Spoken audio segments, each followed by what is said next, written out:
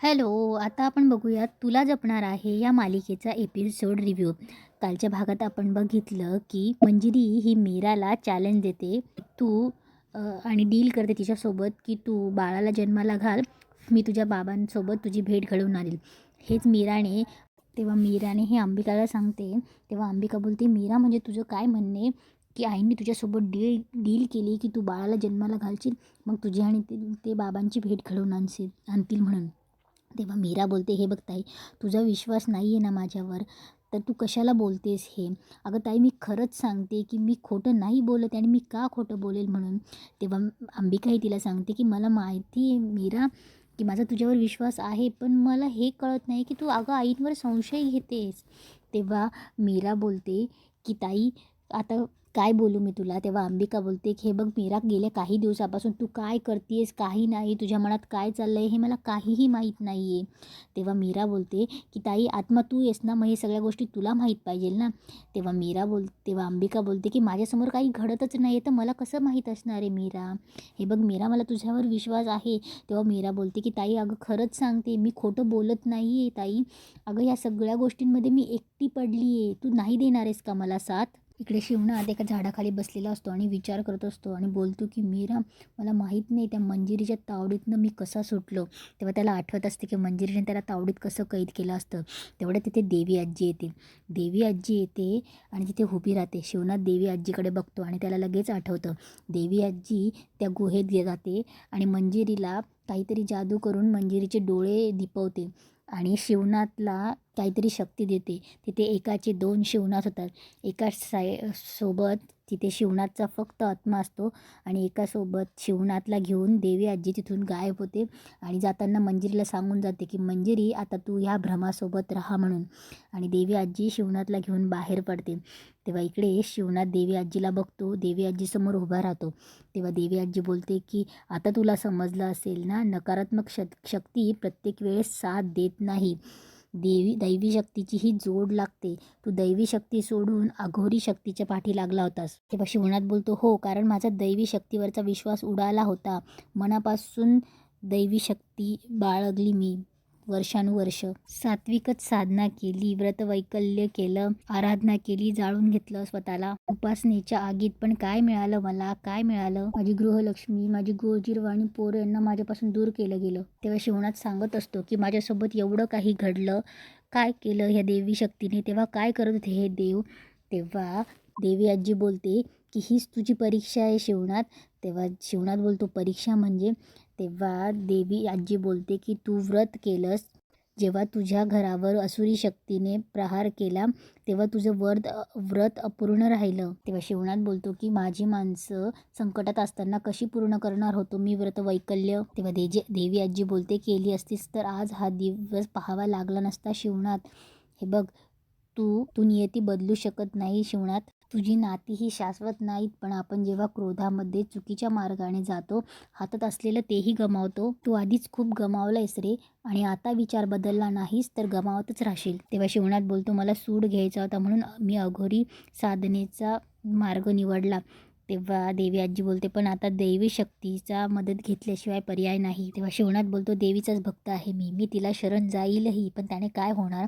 तेव्हा देवी आजी बोलते, शरण जाणं म्हणजे हार मानणं नाही रे शिवनाथ. शरण जाणं म्हणजे आपला अहंकार बाजूला ठेवणं. तुला तुझ्या लेकीच्या युद्धात उतरावं लागेल, तुला तिच्यासोबत लढावं लागेल. मीरा एकटी लढते आणि तिला तिच्या बापाची कधी नव्हे ती गरज आहे. हे युद्ध मोठं आहे शिवनाथ, मीराला तुझी गरज आहे. तेव्हा शिवनाथ देवी आजीचा नमस्कार करतो. देवी आजीही त्याला आशीर्वाद देते. इकडे मंजिरी चिंतित असते की कुठे गेला असेल हा शिवनाथ. इकडे मंजिरी चिंतेत असते. ती विचार करते की पिऱ्याला सांगते शिवनाथला शोधायला, पण पिऱ्याचा फोन लागत नसतो. तेव्हा मंजिरी बोलते की वेळेवरच कसे गायब होतात ही लोक. तेवढ्यात तिथे मीरा येते. मीरा बोलते, डोक्यात काही शिजते का तुझ्या. तेव्हा तू बाबांची भेट घालून देणार होतीस ना.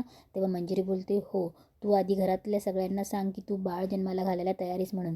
तेव्हा मीरा बोलते, नाही, आधी बाबांची भेट घडवल्याशिवाय मी कुठलाही निर्णय घेणार नाही. तेव्हा मीरा बोलते, मला उद्याच बाबांना भेटायचं आहे. तेव्हा मंजिरी बोलते की ठीक आहे, उद्या सगळं होईल. तेव्हा मीरा बोलते, होईल, हे बघ आता सगळं तुझ्याच हातात आहे. मीरा चालली जाते. तेव्हा मंजिरी बोलते की हा शिवनाथ कुठे गेला असेल, कुठे शोधू मी याला. दुसऱ्या दिवशी सकाळी मंजिरी बाहेर जायला निघते. तेवढ्यात मीरा आवाज येते आणि बोलते की आईसाहेब. मला कधी निघायचं आहे, मला बाबांना आज भेटायचं आहे, हे माहिती आहे ना तुला. तेव्हा मंजिरी चिंतेत असते, तिला माहीत नसतं शिवनाथ कुठे. तेवढ्यात इकडे दादासाहेब नर्मदा आणि दामोदरला समजत असतात. नर्मदा रडत असते की अजित कुठे गेला आहे म्हणून.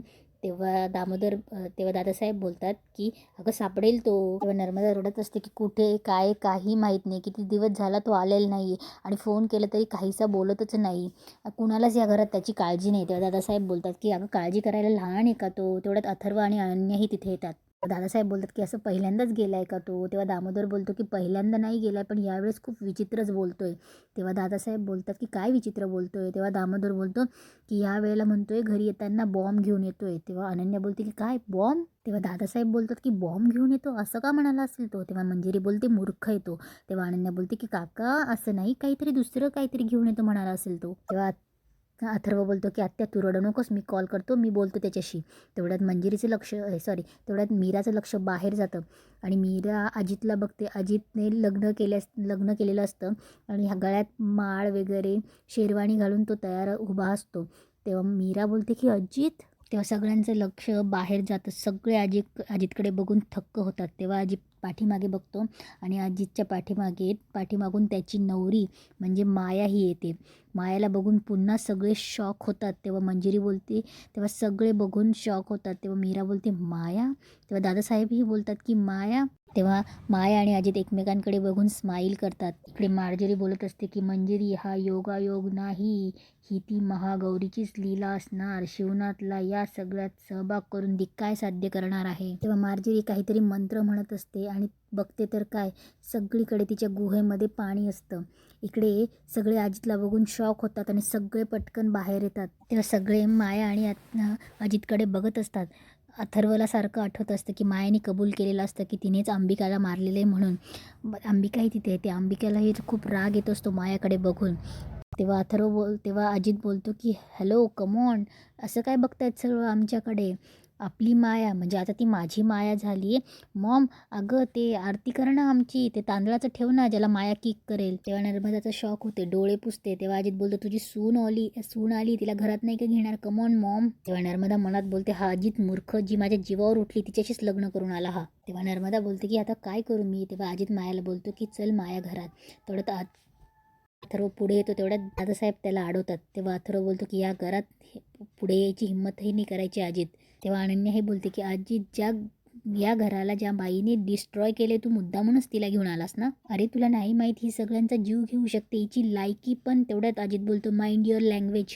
तेव्हा अथर्व बोलतो की अजित मला माहीत नाही तू काय करतो आणि कशासाठी, पण मी हिला ह्या घरात येऊ देणार नाही. तेव्हा दादासाहेब बोलतात की नर्मदा तू काही बोलत का नाही आहेस. तेव्हा नर्मदा बोलते अरे दादा आता तो लग्न करून आला आहे. तेव्हा दादासाहेब बोलतात लग्न करून आला आहे म्हणजे त्या कोणाशी लग्न केलं आहे. जिने माझ्या सुनेला मारलं, जिने माझ्या वेदाचा जीव घेण्याचा प्रयत्न केला, ही मीरा, तिला काही करता आलं नाही म्हणून मीराचाही जीव घेण्याचा प्रयत्न केला, तिच्याशी हा लग्न करून आला आहे. आणि आमचं सोडगं तुझाही जीव घेण्याचा प्रयत्न केला होता तिने, हे विसरलीस तू. तेव्हा अजित बोलतो एक मिनिट दादासाहेब, हे सगळे हिने म्हणजे या मीराने केलेले आरोप आहेत, तुम्ही नाही केलेत आणि कोर्टात अजून प्रूव्ह नाही झाले. ओके. तेव्हा मीरा बोलते कोर्टाने हिला निर्दोष ठरवलेलं नाही आहे, तिला फक्त जामीन मिळाला आहे. तेव्हा अजित बोलतो हा मग. तेवढ्यात नर्मदा बोलते मीरा मायात दोषी आहे हे अजून सिद्ध झालेलं नाही आहे. तेव्हा नर्मदाकडे सगळे शॉक होऊन बघतात. तेव्हा अनन्या बोलते की आत्या. तेव्हा दामोदर बोलतो की तुला कळतंय का तू काय बोलते. तेव्हा अजित बोलतो एक मिनिट डॅड, मॉम बरोबर बोलतीये, कारण या मीराने फोर्सफुली हिला धमकी देऊन आगीत ढकललं आणि जे मायाने केलंच नाही ते तिला बोलायला लावलं. तेव्हा अथर्व बोलतो की अजित तुला हिचा पुळका असेल तर येऊ देत, पण मी हिला घरात येऊ देणार नाही, यासाठी मला तुला हकलून द्यावं लागलं तरी चालेल. तेव्हा नर्मदा बोलते तू कोण आहेस रे त्याला अडवणारा. तेव्हा दादासाहेब बोलतात की या घरचा मुलगा आहे, तो माझा मुलगा आहे. तेव्हा नर्मदा बोलते की अजितसुद्धा माझा मुलगा आहे. मग काहीही झालं तरी मी माझ्या घरात एका खोण्याला थारा देणार नाही. आणि इथेच आजचा एपिसोड संपतो.